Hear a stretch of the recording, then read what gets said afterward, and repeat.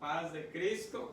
Los saludamos con la gloriosa paz de nuestro Señor y Salvador Jesucristo en esta tarde que es tan gloriosa. Y mandamos un saludo a la iglesia de Isla, que es la iglesia donde el Señor me ha dado el privilegio de pastorear. Estoy contento por ello y más aún por lo que ya el gobernador ha declarado. Ha levantado la cuarentena este pasado viernes y estamos contentos porque primeramente el Señor Jesucristo vamos a regresar a reunirnos en los templos y esto es algo glorioso. Tal vez hoy sea el último domingo que estemos predicando aquí desde nuestro hogar. Y mandamos un saludo a todos nuestros hermanos allá donde quiera que estén y nos están mirando. También a todas las familias de nuestros hermanos, donde quiera que estén, en México, Estados Unidos, la familia Ojeda, la familia Vázquez. No lo escuché. A la familia Ramos, donde quiera que estén, declaramos bendición y esperemos que esta palabra traiga y sea de bendición para cada uno de ustedes. Así que, ¿qué les parece si antes de empezar quisiera que nuestro hermano entone una alabanza y así poder disponer nuestro corazón, nuestra mente y nuestro espíritu para que la palabra caiga en un corazón sensible? Yo los invito ahí donde están, en sus hogares, en el sofá, no sé, sentados ahí en sus mesas, con toda su familia. Pido que cierren sus ojos y mediten en la canción, mediten en el canto y mediten y sean receptibles a la palabra de Dios en esta hora. Gloria a Dios. Cerremos nuestros ojos y disfrutemos de esta alabanza y así damos inicio a la palabra de esta tarde. Gloria a Dios. Amén. Me has tomado en tus brazos y me has dado Gracias, Señor Jesús. Adoramos tu nombre, Señor amado. No saber agradecerte Gracias. lo que has hecho. No tenemos con qué pagar, Señor, todo lo que tú has hecho, Señor, por cada uno de nosotros.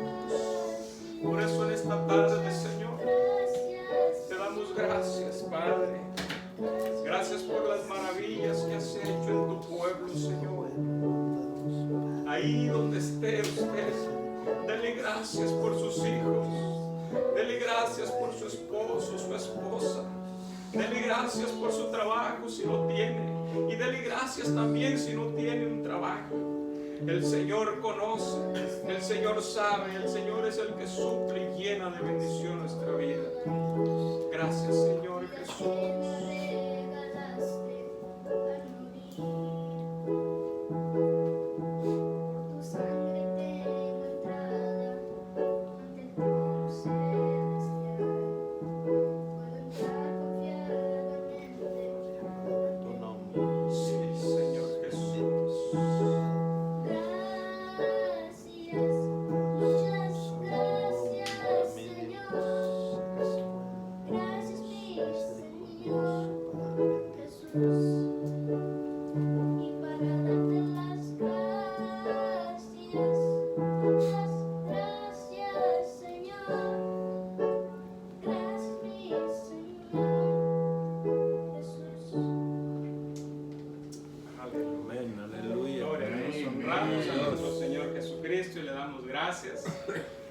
Y así, hermanos, entramos al consejo de la palabra en esta tarde.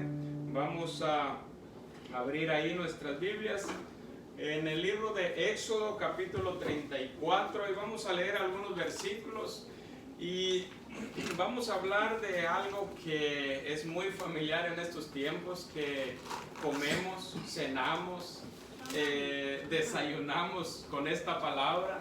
La gente está cansada. La gente ya lo que quiere es salir y hoy quiero traer a reflexión este tema bajo el nombre cuarentena. ¿Cuántos no han escuchado cuarentena? Estamos cansados, estamos fastidiados tal vez de escuchar la palabra cuarentena, cuando el gobierno decía, no, pues otra semana más, no, pues otro tiempo más. Entonces a veces como que nos desesperábamos un poco, pero no sabemos realmente lo que el Señor quiere o tiene para nosotros en este lapso de tiempo, y eso es lo que hoy quiero yo traer a reflexión para nuestras vidas. El Señor ha hablado a mi corazón y ha puesto este mensaje en mi corazón desde la semana, a mediados de la semana, cuando trajo a luz un versículo de ello y me hizo sentir que debía de predicar de esta palabra. Así que quiero que vayan conmigo al libro de Éxodo, capítulo 34, versículo 27 en adelante. La palabra del Señor se lee en el nombre de Jesucristo de esta manera. Éxodo 34, versículo 27, para honra y gloria de nuestro Señor Jesucristo. Dice la palabra así: y Jehová dijo a Moisés, escribe tú estas palabras, porque conforme a estas palabras he hecho pacto contigo y con Israel. Y él estuvo allí con Jehová 40 días y 40 noches. No comió pan ni bebió agua, y escribió en tablas las palabras del pacto, los 10 mandamientos. Y aconteció que descendiendo Moisés del monte Sinaí con las 2 tablas del testimonio en su mano, al descender del monte no sabía Moisés que la piel de su rostro resplandecía, después que hubo hablado con Dios. Y Aarón y todos los hijos de Israel miraron a Moisés, y he aquí la piel de su rostro era resplandeciente, y tuvieron miedo de acercársele a él. Entonces Moisés los llamó, y Aarón y todos los príncipes de la congregación volvieron a él, y Moisés les habló. Después se acercaron todos los hijos de Israel, a los cuales mandó todo lo que Jehová le había dicho en el monte Sinaí. Y cuando acabó Moisés de hablar con ellos, puso un velo sobre su rostro. Cuando venía Moisés delante de Jehová para hablar con él, se quitaba el velo hasta que salía. Y saliendo decía a los hijos de Israel lo que le era mandado. Y al mirar los hijos de Israel el rostro de Moisés, veían que la piel de su rostro era resplandeciente. Y volvía Moisés a poner el velo sobre su rostro hasta que entraba a hablar con Dios. Gloriosa, gloriosa esta palabra. Hermanos, la palabra cuarentena, esto es el significado. Es un término usado en medicina para describir el aislamiento de personas por una enfermedad durante un periodo de tiempo no específico, y así evitar o limitar la propagación de un agente infeccioso, toxina biológica o un químico liberado para proteger la salud de las personas. Seguridad, bienestar público. Ese es el significado de la palabra cuarentena. ¿Dónde surgió o dónde se mencionó la palabra cuarentena por primera vez? Mire, a mediados del siglo XIV, una incontrolable pandemia redujo la población de Europa a un torno de 60%. Los historiadores calculan que la mortífera peste negra, así se llamaba esta peste, la peste negra, se llevó delante de ella más de 50 millones de personas. Fue la pandemia más agresiva, más mortal de todos los tiempos, y cobró la vida de más de 50 millones de personas entre 1347 y a principios de la década de 1350. No había medicina ni centros de salud en ese tiempo. Era prácticamente imposible, hermanos, controlar esa pandemia o esos contagios. Y los gobiernos adoptaron las medidas que ya hace mucho tiempo atrás se habían adoptado.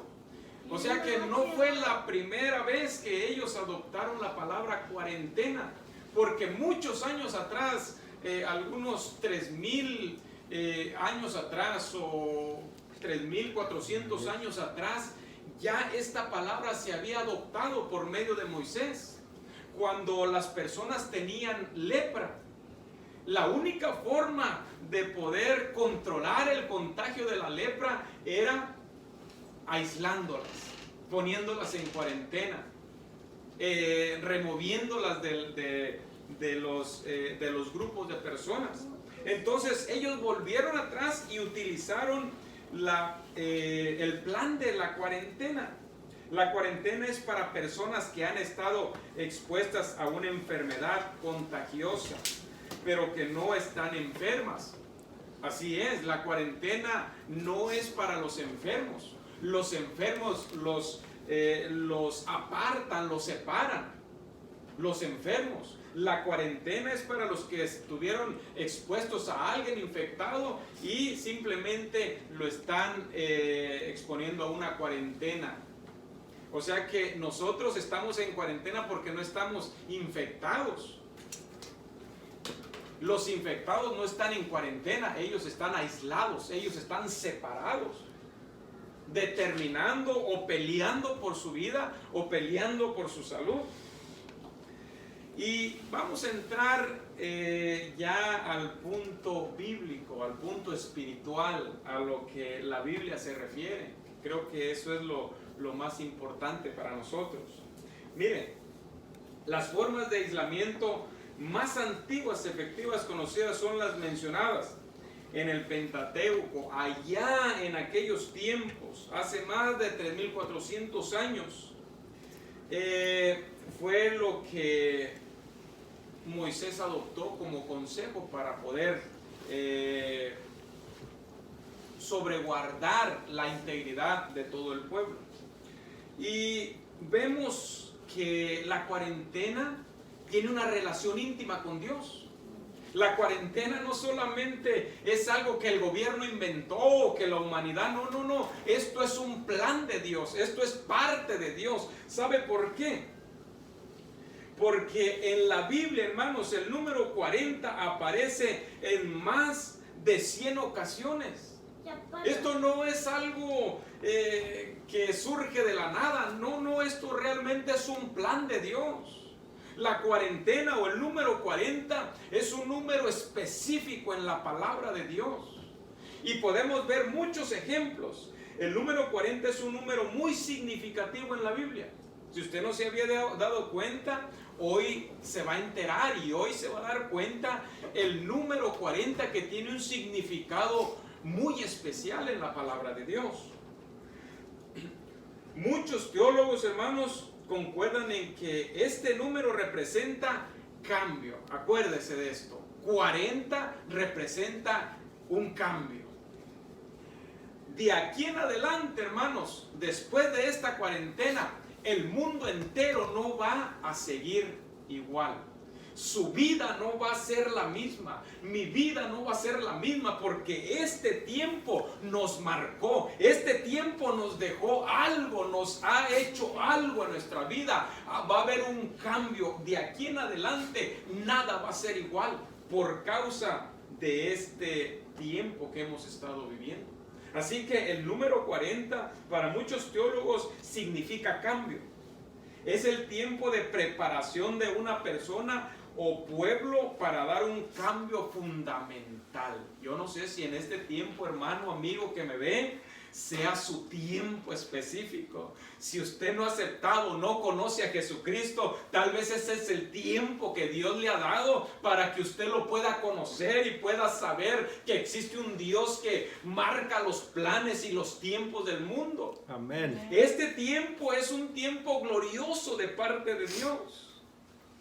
También, por otra parte, el número 40 aparece con frecuencia en contextos relacionados con el juicio o con pruebas. El número 40, ahorita vamos a ver los ejemplos que yo saqué de la palabra de Dios, que también representa como el juicio de Dios o como la prueba para su pueblo o para la humanidad entera. Tanto así que muchos eruditos lo conocen como el número de prueba o juicio. Gloria a Dios. Usted saque su deducción. Usted concluya esto.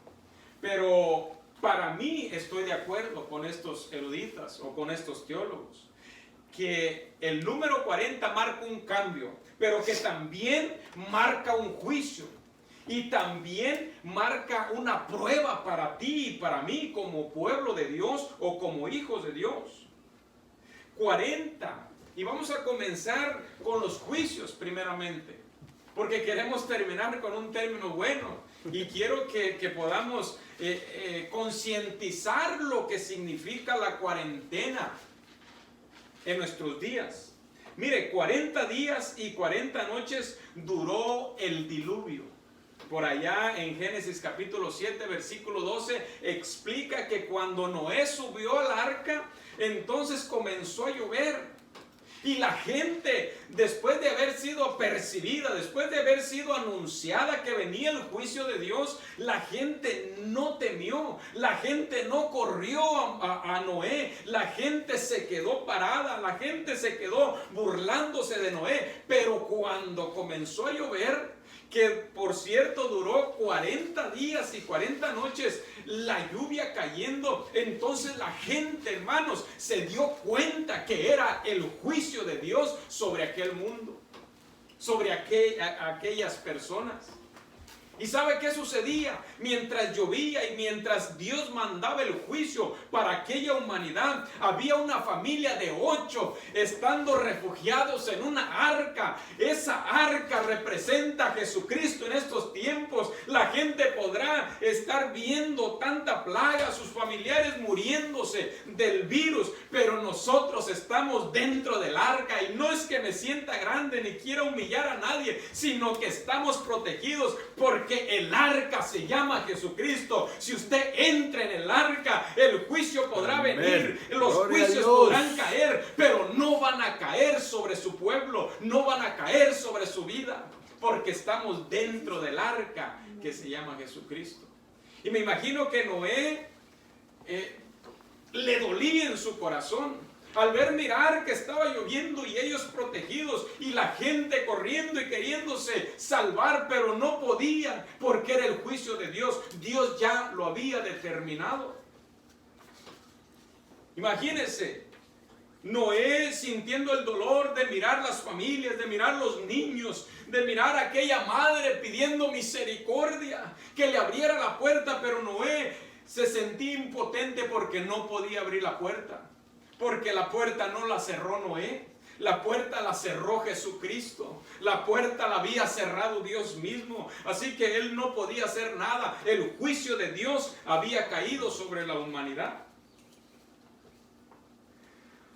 El número 40 es un número que tiene un significado grande.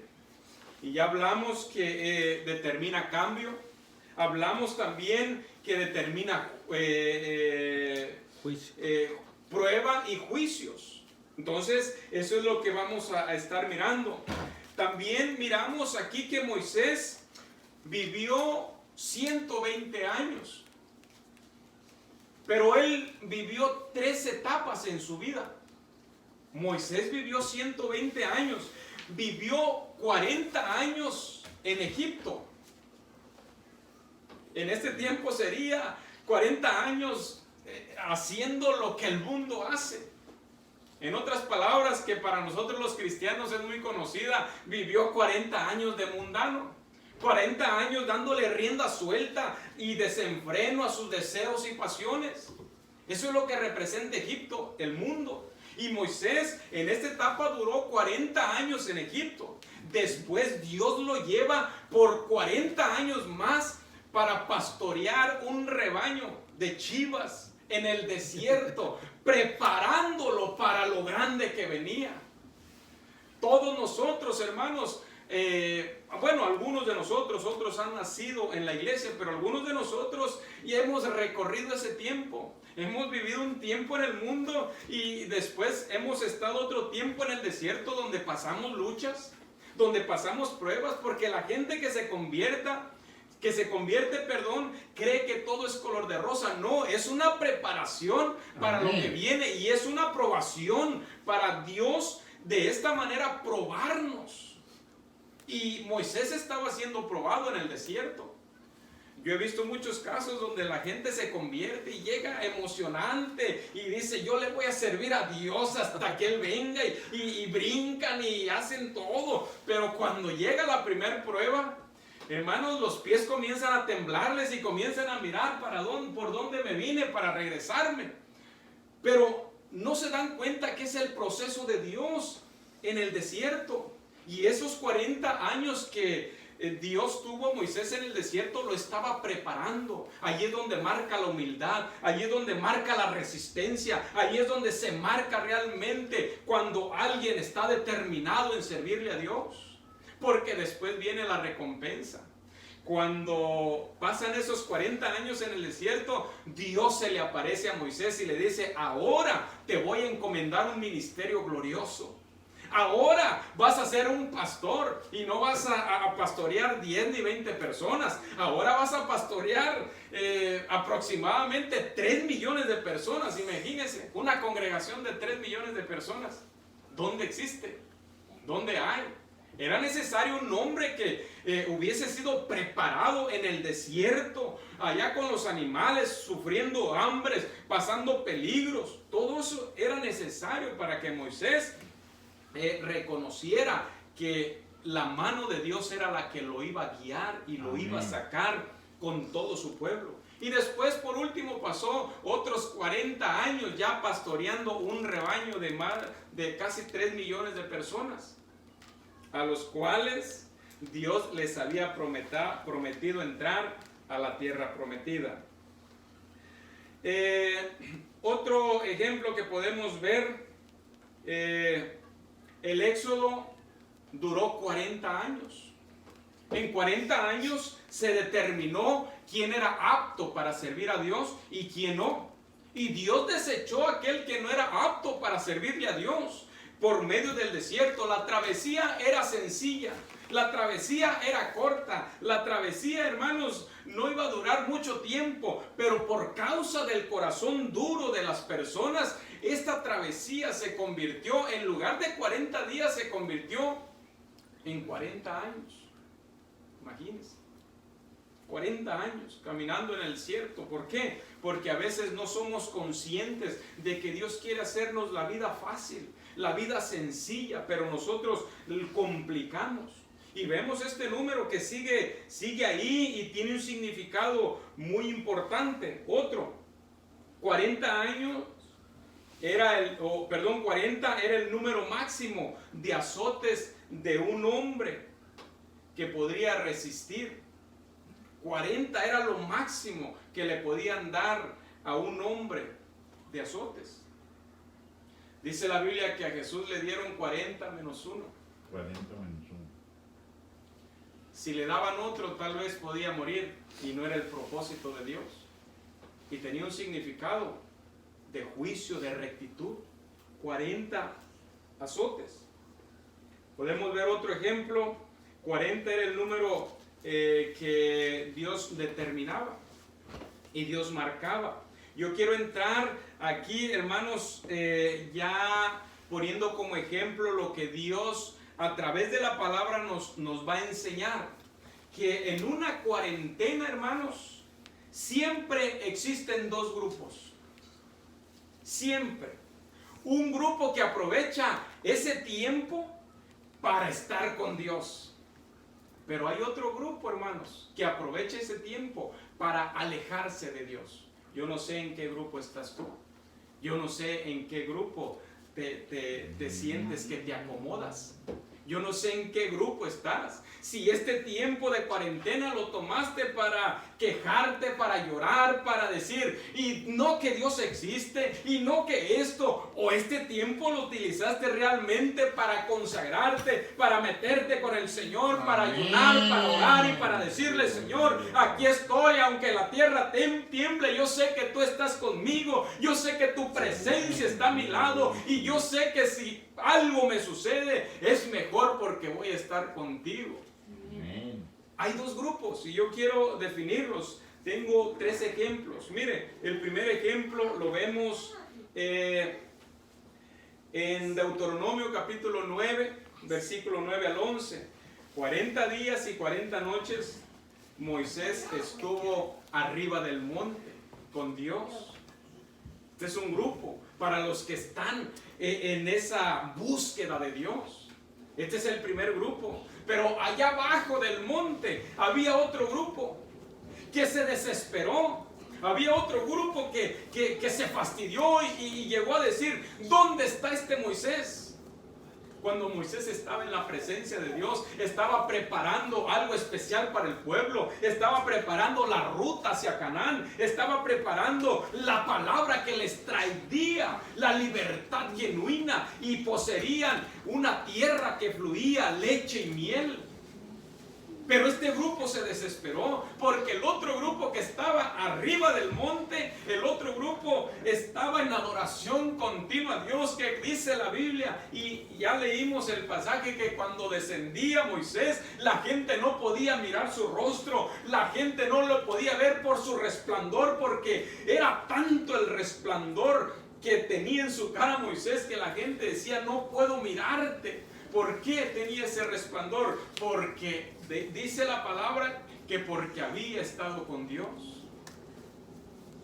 Y hermano, sucede hoy en día, es normal. Me incluyo yo también, porque es un tiempo donde nosotros como cristianos tenemos que estar conscientes. Dios algunos nos ha quitado el trabajo, no porque Dios es malo, no. ¿Sabe por qué? Porque hay veces que el trabajo nos quita el estar en la presencia de Dios. Amén. Entonces Dios. el Señor ha determinado haber dicho: te quito el trabajo, ahora no tienes excusa de estar delante de mi presencia. Te quito el trabajo y te dejo en la casa, porque Él es el que determina todas las cosas. Te dejo en la casa. Ahora no vas a tener excusa de decir: Señor, no tengo tiempo, es que tengo que ir a hacer esto, es que tengo que ir allá, tengo que ir a trabajar. No hay excusa. ¿Qué estás haciendo con ese tiempo? ¿Qué haces con ese tiempo? Pero existe el otro grupo.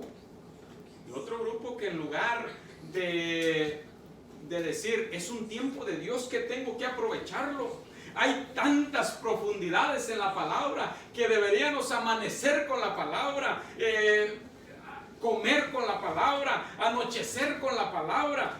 Ni nos acordamos que tenemos Biblia algunos. Yo tenía una Biblia, no sé dónde la coloqué. Hermano, amigo, déjeme decirle: aproveche el tiempo. No se queje. No se queje de lo que está sucediendo. Al contrario, dele gracias a Dios. Dios quiere hacer un cambio en su vida.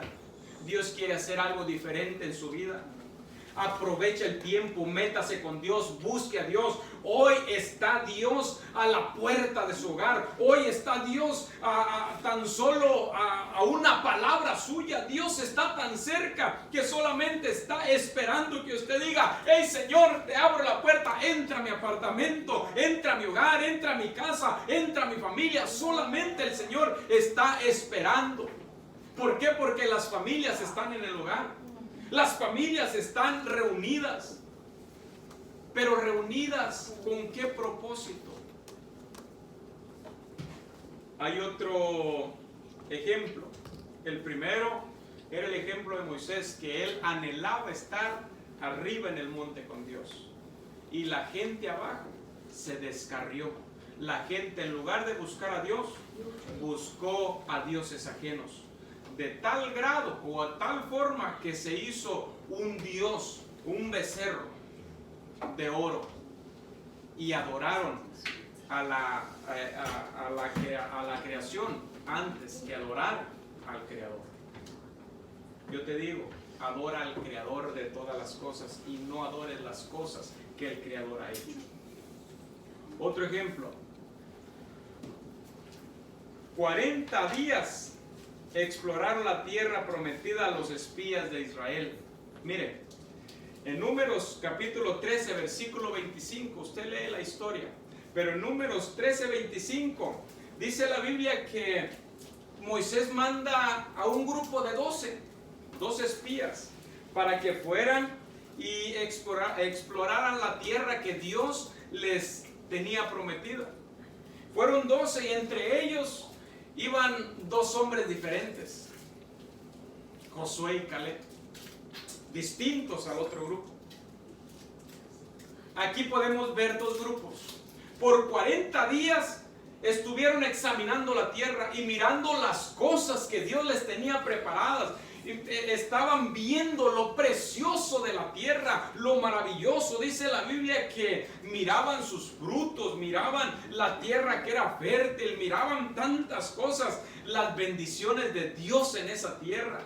Pero el primer grupo no se concentró en las bendiciones de Dios, sino que se concentró en la oposición que había, en los gigantes. De tal manera que cuando llegaron con Moisés le dijeron: mira, en esa tierra hay gigantes. Hay gigantes que devoran, que tragan, y nosotros parecíamos langostas al lado de ellos. El temor, el miedo los infundió tanto que ni siquiera disfrutaron de las cosas gloriosas que Dios les tenía preparadas. El miedo los cautivó. El miedo los espantó. El miedo no los dejó disfrutar las bendiciones que Dios tiene. Hoy la gente, hermanos, está atemorizada. Está con una angustia. Pero les voy a hablar del otro grupo. El otro grupo, que eran solamente 2. Ellos dijeron: la tierra es hermosa. La tierra es gloriosa. Los plantíos dan sus frutos, pero exageradamente grandes. ¿Y saben qué? Esos gigantes no son nada. Dios ya nos lo tiene preparado en las manos. Amén. Dios nos va a entregar la tierra. Dios nos va a entregar lo que Él nos ha prometido. Ellos venían con una decisión muy diferente al otro grupo. El otro grupo venía asustado, venía atemorizado. El otro grupo no sentía ese respaldo de Dios. ¿Por qué? Porque no estaban en contacto con Dios. Pero Caleb y Josué, ellos estaban en contacto con Dios, consagrados con Dios. Y entonces ellos decían: el Señor nos va a entregar la tierra y esos gigantes no son nada para nosotros. ¿Sabe por qué? Porque nosotros no vamos a pelear en contra de ellos. Hermanos, cada uno de nosotros, amigo, usted, no por quedarse en casa, no por cubrirse la boca, no por lavarse las manos tanto, no se puede contagiar. Y no digo que esto es malo, no me lo entienda de esa manera, no. Pero cuando nosotros, el Señor es el que pelea, entonces no hay nada que nos pueda atacar, no hay nada que nos pueda derribar, no hay virus, no hay coronavirus que pueda venir y penetrar mi vida. ¿Por qué? Porque hay una protección divina sobre mi vida. Así se sentía Josué y Caleb. Hay algo especial, y él decía: hay algo especial, hay algo maravilloso. El Señor nos ha prometido la tierra y nos la va a entregar en nuestras manos. El Señor te promete salvación. El Señor te promete vida eterna, porque Él vino y pagó por tus faltas. Ahora agárrate de la promesa. No creas a todo lo que se dice. No tengas temor, no tengas miedo. Cuando estás en Cristo, escóndete en Él y Él te refugia y no hay nada que te toque. Gloria a Dios. Gloria a Dios. El último grupo, hermanos, el último grupo, 40 días retó un hombre, un paladín llamado Goliat, por 40 días a los israelitas, al gobierno de Israel. Pero este grupo, en lugar de salir, porque tenían el respaldo de Dios, en lugar de salir, dice la Biblia que estaban acobardados. Desde sus guaridas solamente escuchaban al paladín y comenzaban a temblar. Ese es un grupo el cual no tiene el valor de salir y decir: acepto a Jesucristo como mi Salvador. No importa el compromiso que yo tenga que adquirir, no importa lo que yo tenga que pasar. Esos son los valientes, dice el Señor. ¿Hay algún valiente aquí? Busque del Señor. Esos son los valientes. Pero aquel grupo, hermanos, estaba atemorizado por Goliat, porque salía este hombre por 40 días, imagínense, 40 días estar con esa angustia, con ese miedo. Pero dice la Biblia que al día 40 llega otro grupo, el grupo de los valientes. Un pequeño jovencito, hermanos, de escasos 12 años. 12 años, y cuando escucha hablar a este Goliat, cuando escucha hablar y dice: este Goliat los tiene amedrentados, los tiene escondidos en sus guaridas, los tiene atemorizados. Déjeme, le digo que le voy a demostrar quién está conmigo. Hermano, hermana, demuéstrele al mundo, demuéstrele al virus quién está con usted, demuéstrele a todas estas cosas, al miedo mismo, quién está con usted. Y dice la Biblia que David dijo: le voy a demostrar que Jehová, Dios de los ejércitos, está conmigo, y Él ha desafiado los escuadrones de Israel, y ahora mismo Dios lo va a entregar en mis manos. Dios va a hacer lo que Él tiene que hacer. Ni siquiera yo voy a pelear. Dice la palabra del Señor que Él es el que pelea por nosotros. Solamente deje que Dios pelee. Solamente usted sométase a Dios. Solamente entregue su vida a Dios. Solamente escóndese en Él, y Él es el que va a pelear por usted y le va a entregar la victoria en sus manos. Créame. Gloria a Dios. Sí, amén. Amén. Dice la Biblia, hermanos, que Jonás iba disgustado. Hay gente disgustada hoy en día. Hay gente disgustada. Dice la Biblia que Jonás iba disgustado porque había recibido una encomienda.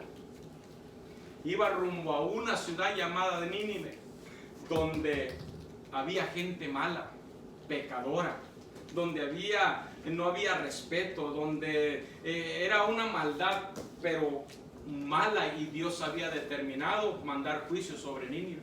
Y le dice a Jonás: su pueblo, acuérdense, porque dentro del pueblo puede haber gente disgustada, que en lugar de recibir órdenes de Dios para ir y salvar al mundo, sabe que el mundo depende de nosotros.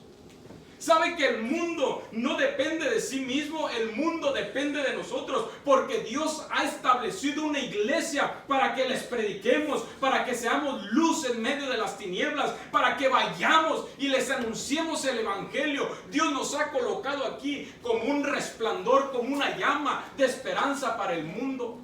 Ese era Jonás. Pero Jonás iba disgustado. Hay muchos que ya no hablan de Dios. Hay muchos que ya no proclaman el evangelio. Hay muchos que ya no quieren ni hablar. Es más, ya no saben si son cristianos mundanos o ya no saben qué son. Y se disgustan con Dios, se disgustan con los pastores, se disgustan con los hermanos. ¿Por qué? Porque miran un hermano ferviente, miran al pastor que dice: hermanos, vamos adelante y vamos a trabajar. No, yo no quiero. Hermano, esos son el grupo de los Jonases. Pero mire, aquella gente mala, aquella gente perversa, cuando llega Jonás, solamente fue una su predicación: arrepiéntanse, porque en 40 días Dios va a destruir a Nínive. Y volvía nuevamente Jonás. No era elocuente en su predicación: arrepiéntase, porque en 40 días Nínive será destruida. Y sabe que aquel grupo de malosos, aquel grupo malo, aquel grupo escuchó la voz, y no la voz de Jonás, la voz de Dios. Y llegó el punto donde aquella gente mala y perversa dobló sus rodillas, se humilló ante el Señor y Dios salvó a toda aquella gente. Dios salvó a aquella humanidad en ese tiempo. Dios salvó a toda la ciudad de Nínive. ¿Por qué? Porque esos son los que alcanzan bondad y misericordia. Dice Crónicas, segunda de Crónicas 7:14, si se humillare mi pueblo, en el cual mi nombre es invocado, y oraren y me pidieran y se arrepintieran de todo su corazón, yo os oiré desde los cielos, perdonaré sus pecados y sanaré su tierra. Dios quiere gente que se humille. Dios quiere gente que se arrepienta. Dios quiere gente realmente que se humille delante de Dios, para Dios darle y determinar que Él tiene salvación genuina y que pronto, como la Biblia dice, estaremos delante de Dios. Sí, amén, gloria a Dios. Así que culminamos, hermanos, terminamos. Y no voy a dejar de mencionar, voy a pedirle a mi hermano Isaí que pase, no voy a dejar de mencionar el ejemplo más grande que podemos ver, el ejemplo de nuestro Señor Jesucristo. Amén. Jesucristo estuvo por 40 días y 40 noches en el desierto. ¿Y sabe qué estuvo haciendo? Para que usted no diga, sí, nada más quieren que yo me esfuerce. Sí, el sufrimiento yo lo tengo, acabo de perder a un familiar, estoy luchando, estoy peleando. Déjeme decirle que ya Jesús pasó por ahí. Jesús estuvo peleando 40 días y 40 noches en el desierto, sin comer, sin beber. Y se encontró con Satanás.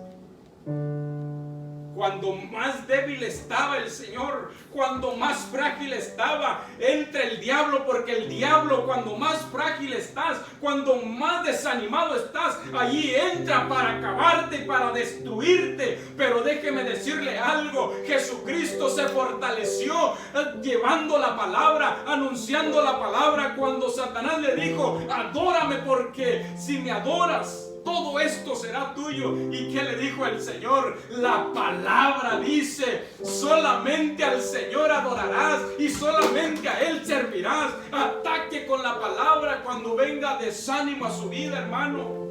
Cuando venga un desánimo y el diablo quiera tocar su vida.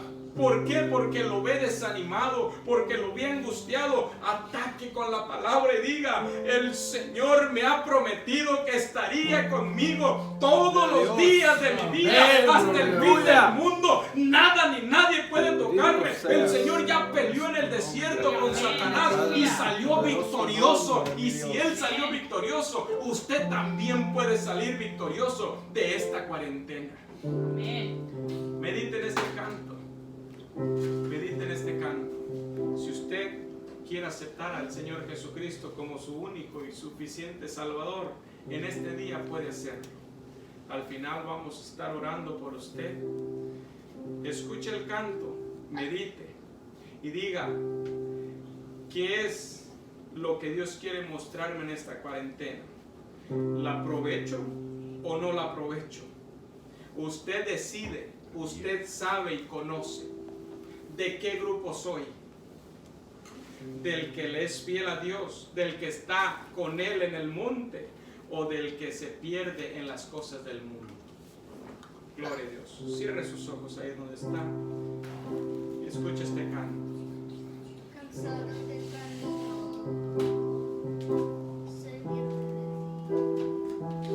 Amén, gloria a Dios. Bendito eres, Señor. Como soldado, llámese su Victoria. Mi armadura enderezada, vengo a ti. sumérgeme en tu espíritu. Gracias, Señor. Ahí sumérgenos. Sediento de ti.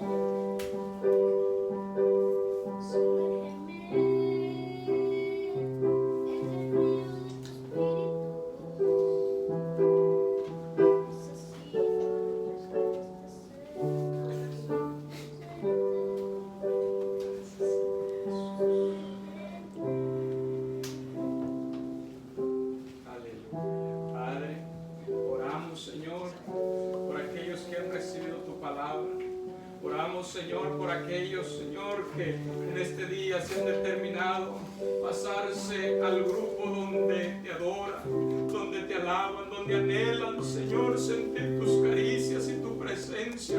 Oramos, Señor, también por el otro grupo que está apartado. Te pidemos, Señor, que tengas misericordia, que tengas piedad, Padre. Oro, Señor, por aquellas personas que están enfermas. En el nombre de Jesús, que les des una nueva oportunidad de vida, Señor. Quita, retira, Señor, todo virus, Padre. Toca sus vidas, sus familias, Señor. Usa esa sensibilidad para introducirte, Padre, en sus vidas, en sus hogares, Señor. Oramos por tu iglesia, por tu pueblo amado, Señor Jesús, donde quiera que esté, Padre mío. Bendice a tu pueblo, Señor, y permítenos, Padre, poder seguir firmes, Señor, en esta cuarentena. Que esta cuarentena, Señor, la aprovechemos de una manera gloriosa, de una manera hermosa, Señor, donde podamos experimentar tu gloria, donde podamos descender del monte con nuestro rostro luminante, Señor Jesús, para poder transmitir, Señor, a aquellos que aún no te conocen. Te honramos y te glorificamos por siempre. Te damos toda honra y toda gloria. Gracias, Señor Jesús, en el nombre poderoso de nuestro Señor Jesucristo. Hermanos, mi deseo es que el Señor los bendiga, los guarde, y pronto vamos a estar reunidos en el nombre de Jesús, en el templo, adorando, levantando nuestras manos a Dios. Mi deseo es que Dios los guarde, bendiga a todas las iglesias, a todas las congregaciones apostólicas. Dios los guarde, Dios los bendiga, en el nombre de Jesús. Amén. Gloria a Dios.